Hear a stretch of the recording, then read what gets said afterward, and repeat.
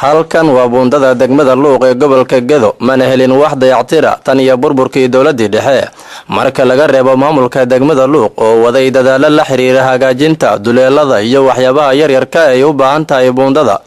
waxaana maanta ay sameeyeen maamulka degmada Luuq qashin bixin looga soo saarayo geedaha waaweyn ee wada webiga kuwaasi oo caqabad ku noqon kara tiirarka difaaca ee buundada degmada Luuq iyadoo geedahaasi ay waxyeello u geysan karaan tiirarkaasi Ibrahim Maxamed Duubo Ibrahim Madoobe oo ah madaxa maaliyadda ee degmada Luuq ayaa ugu baaqay madaxda qaranka iyo dowlad goboleedka Jubbaland inay il gaar ah ku fiiriyaan buundada degmada Luuq isagoona xusayn wasiirka amniga Jubbaland Cabdirashiid Xasan Cabdinuur uu yahay wasiirka ugu shaqada badan wasiirada Jubbaland waxaana uu ka codsaday in wax laga qabto buundada degmada Luuq buundada degmada Luuq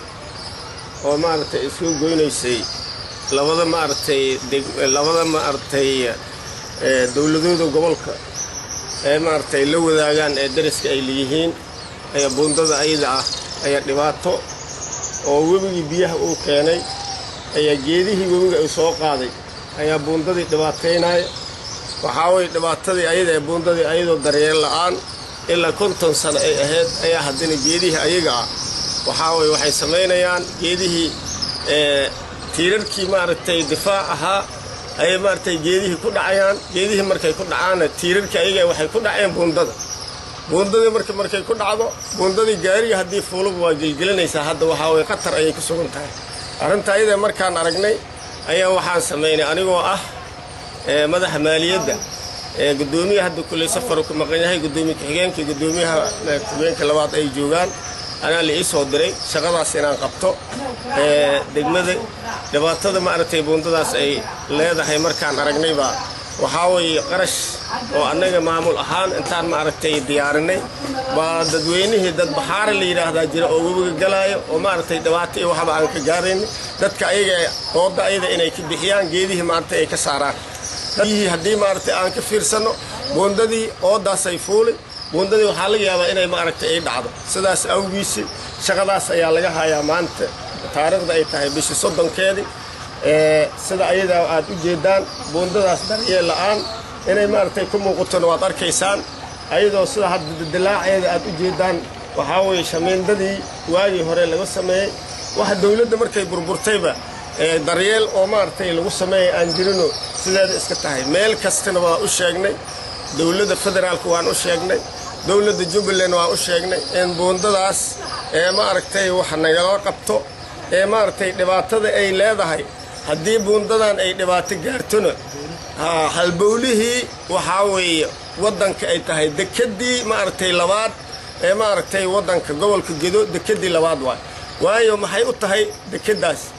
labada ma aragtay dawladood dariska naga sida Ethiopia iyo Kenya ayaa darisnay wax allaale wixii ma aragtay ka imaada Muqdisho waxay ma aragtay u gudbayaan meesha ayada hadii ayada ma aragtay dhibaato gaartuna waxay dhacaysaa meesha ayada inay ma aragtay kala go'do kala xirnaan meesha ay dhacdo hadda ciidama aan kala gudbi karin dhibaato haday imaado ma aragtay sameyn karin buundadii waa daqowday markaan ilaa 50 sano ay maraysaa baa leeyahay dadka taariikhdeeda ma aragtay ay la socdeen marka hadii 50 sano ay gaartay waxay u baahan tahay in daryeel loo sameeyo oo ma aragtay qalab ma aragtay laga bedelayo engineeriya la keeno xaaladaheeda ma aragtay sidii yihiin ma aragtay lagu warramo inay ma aragtay hadhow dhibaato say loogula kulmin waxa laga yaabaa ayadoo gaadid u saaran yahay ma aragtay qalab iyo ma aragtay dhibaato ka imaado midda ayada waxaan ka codsanaynaa dawladda federaalka iyo dawladda Jubbaland madaxweynaha Axmed Islaam iyo ma aragtay madaxweyne ku-xigeenka ma aragtay Maxamed Siid Aadan waxa weeye ayagoo nala codsanaya dhibaatada ma aragtay meesha ayada ka jirta dawladeena federaalka madaxweynaha ma aragtay federaalka farmaajo in ma aragtay arrinta ayada il gaar ahaan gobolka Gedo ma aragtay lagu soo fiiriyo gaar ahaan buundada ma aragtay Luuq ganaan wasiirka amniga hadda gobolka Gedo oo kale wax qabad aad buu ma aragtay wasiirka amniga aad buu ugu dadaalaa arrinta ayada خير الله هسيو wax badan baa ma aragtay isbedel badan baa ma aragtay oo sameeyay wasiirka amniga wasiirada ma aragtay arrimaha gudaha wasiirada ma aragtay dhamaan waxa idan ka codsanayna wasiirada dawlad goboleedka ma aragtay